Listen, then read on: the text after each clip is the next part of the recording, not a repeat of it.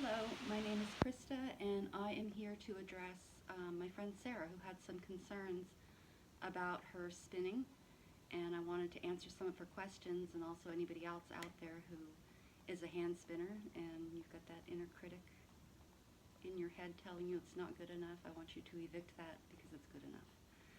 So Sarah showed me some yarn that she was spinning, a single on her wheel, and she's become frustrated because it's thick and thin, and she wants a really consistent yarn.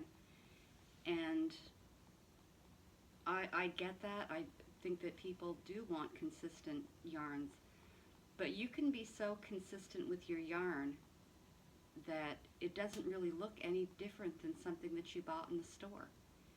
And why are you going to take the time to hand spin something that looks like any other yarn that you can get?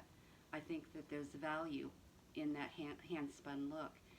And I can say this because I think my first 5 years spinning, I did just that. I was like, it's got to be perfect, it's got to be perfect. And then finally I got to that point where I can't tell the difference anymore if I bought this one or I spun this one. I mean, they look so good. And something was missing. It was just, it didn't have the texture I wanted. It didn't have the fun that I wanted. It didn't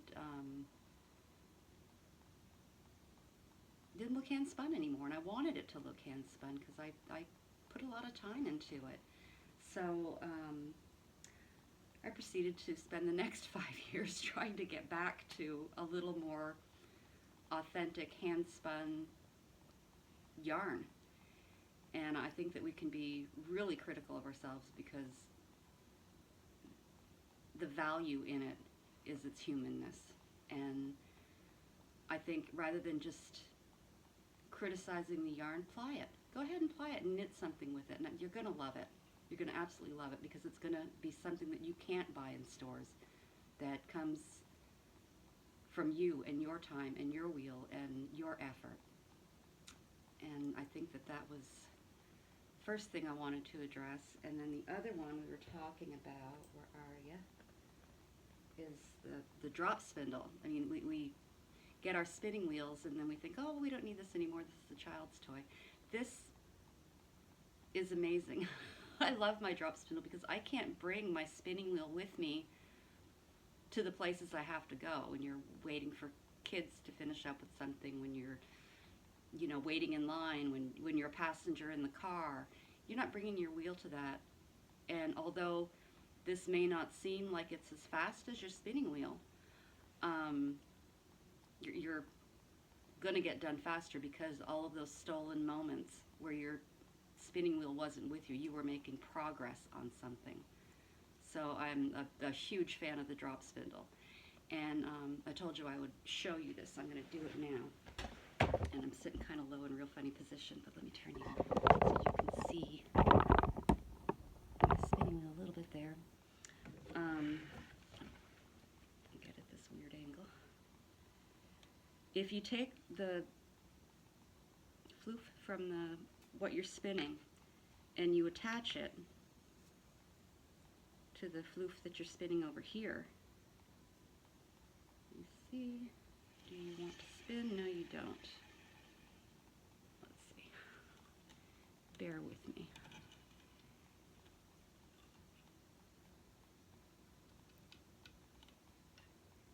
I had visions of doing like a super quick and easy, but no, of course not. Let's see. I usually have a crochet hook out here to pull that through, but I don't right now.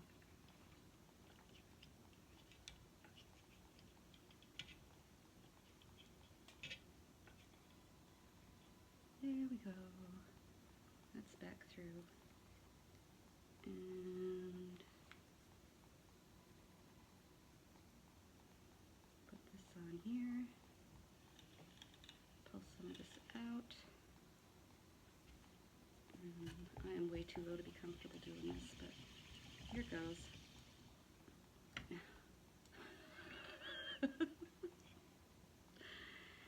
Here goes, off we go.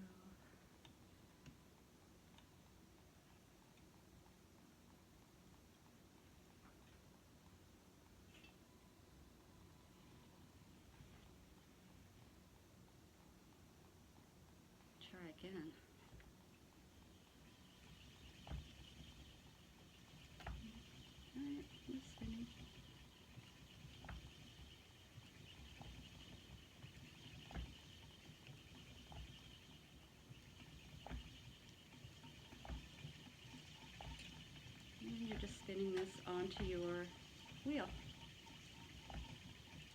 And I made it look so difficult, but it's not really. I'm just sitting at a crazy angle. But yeah, and that moves you forward that much more in your spinning. So yeah, embrace your drop spindle. Take it with you. And I will show you some of the things that I've been working on. I'm not a knitter. I just started learning to knit, so I'm very proud of what I've managed to accomplish. I made this hat for Tom. And the thread, the yarn, it's not perfectly even. But Tom loves his hat, and I loved making it for him. And I even did the dye on it. Had a lot of fun with this. And he does, in fact, wear it every winter. It's on his head. And I've never made a sweater before. And I decided that I would make a ranunculus, because I think call yourself a knitter, you have to have at least one ranunculus sweater and a box of socks. So I'm moving in that direction. Socks take a very long time. This has not taken such a long time, and I love it. Let me get you a close-up. You can see it's not perfectly even yarn, but it's amazingly beautiful. I love it, and I'm proud that this is my first knit sweater. It's going along really well, by the way, too. I bought the pattern, and then it sat for probably 4 or 5 months, because every time I went and looked at it, I was like, I can't do it. It's too complicated. And it's not. For a first knit project, I would even say that it's a good one, because the pattern's written very well. And when you're new at something and you don't know how well it's written, there's a lot of help online that, all of these new abbreviations you haven't heard of or something like that, you can look online, and there's a ton of help. There are people willing to help you make this sweater and have it successful. So I'm working on that, and I'm actually spinning the yarn right now for the sleeves. In this one right here, let me show you the bat. And for the bat, I used what did I use? I used alpaca and mohair, and what I thought was Jacob fleece that I found out was also mohair. So this is mostly mohair,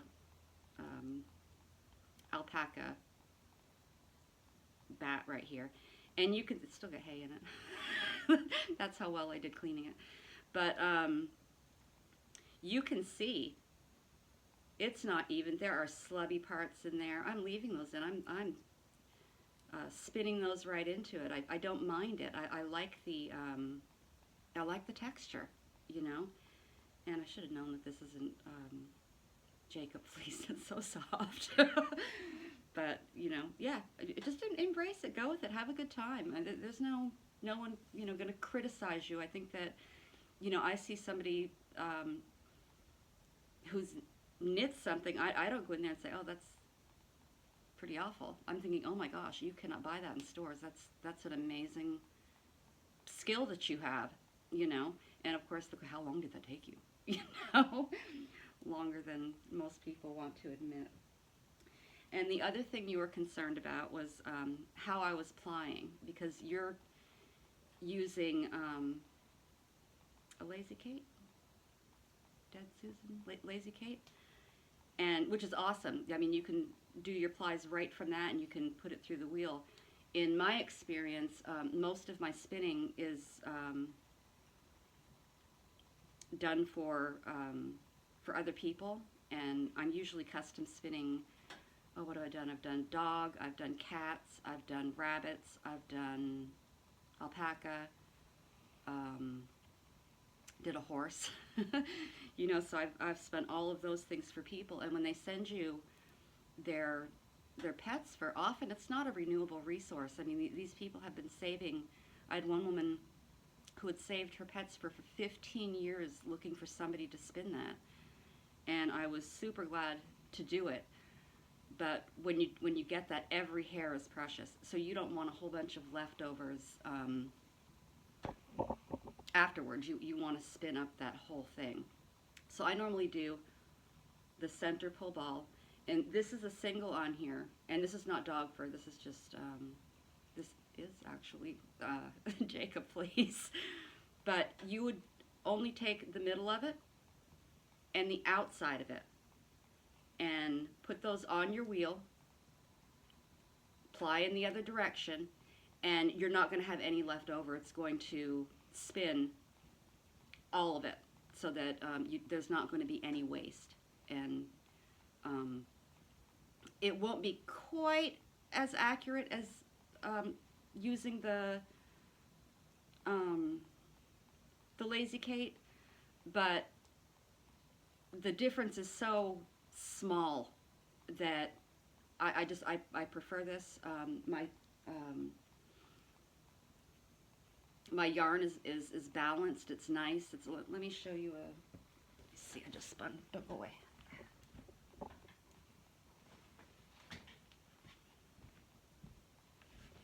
I just spun this.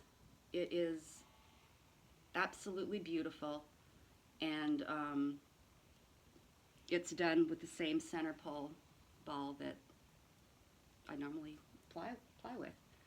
So anyway, I hope that helps, and you know, just spin, just go for it, just do it, knit something with it. You're gonna love it. When I first started spinning, and I don't have it with me, I wish I did, I made the craziest lumpy, bumpy, all over the place yarn that obviously didn't think I'd ever use for anything. And then one day I thought, you know, everybody's talking about these wool diaper covers, and I'm going to make one. I'm going to crochet a wool diaper cover, and I did. And I crocheted so slowly that Violet actually outgrew it before I finished it, but I still have it because it was my first spinning, and it's beautiful. It's absolutely beautiful. It's perfect, you know. And just I encourage you to just spin it and use it, because and even I've seen people use it in like loose weavings and things like that, and I mean it really shines in that medium as well. So have fun with it. Nobody's coming for you. No, just you do the best you can, and you do what you like, and just don't forget when you know, a lot of people do, oh, it was so thin, oh, it was so thin. You'll spend the rest of your life trying not to do it so thin. I mean, I thought, oh, I've made it. I can spin sewing thread if I want to. This makes me a great spinner. Yeah, it made me a very sad spinner because I never crochet or knit with anything that tiny. You know, I've knit a little bit of lace weight stuff, but not enough for me to have conquered the spinning world by showing off my stuff I can never use. So anyway, I hope that that's encouraging to you, and I hope that you don't get discouraged and you continue doing what you're doing, and you know, just be proud of what you do. You know, our kids are looking at us saying, okay, why did she make that? And why is she saying it's so horrible, horrible, horrible, horrible, horrible? We want them to look at us and say, you're good enough. I'm good enough. You know, I need a little practice here maybe, but I'm doing a good job, and they learn a really valuable and good lesson from you, that you're not constantly beating yourself up over not being perfect, because you know what, you're not. No one is. Only God's perfect. So have a good time. Spin, make something with it, have fun, and don't be so critical.